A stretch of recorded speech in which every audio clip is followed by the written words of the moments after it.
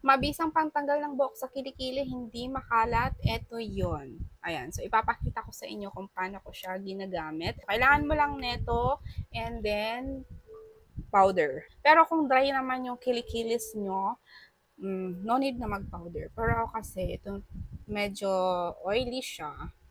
Ayan, maganda yung gawin to after nyo maligo. Ayan, so yan yung kilikili ko. Lalagyan nyo lang siya. Ayan.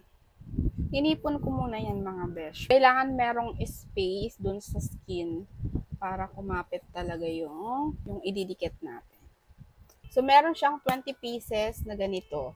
Ayan, so hahatiin ko lang yan sa gitna kasi uulitin ko pa sakali. May matira. Ipatong na natin yung wax strip. Gaguide nyo yung tubo ng buhok papunta dun sa taas. Pull natin pababa. Di ba pag ganito yung pag ganyan ko? Yung pag-pull naman ay pababa. Okay, ready?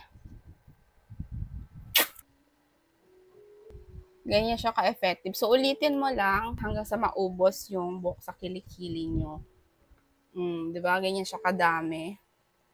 So, eto na, malinis na siya mga mima. Ayan, pakita ko sa inyo mga nagamit kong wax strip.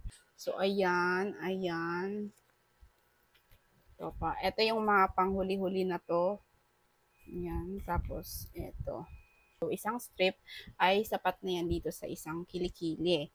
So, ganyan siya mga mi. O, di ba? Hindi ka na nahirapan. Ang dali lang, hindi makala. Tapos, hindi ka pa mahihirapan na magtanggal ng buhok sa kilikili mo. Pero may take note, meron pa rin matitira dyan na mga 10 to 15 ata. Basta konting-konti na lang, gamitan mo na lang ng tweezer. Kaya girls, napakalaking tulong kung meron ka palagi nito dyan sa vanity mo. I-check out nyo na yan para matry nyo na rin. Go!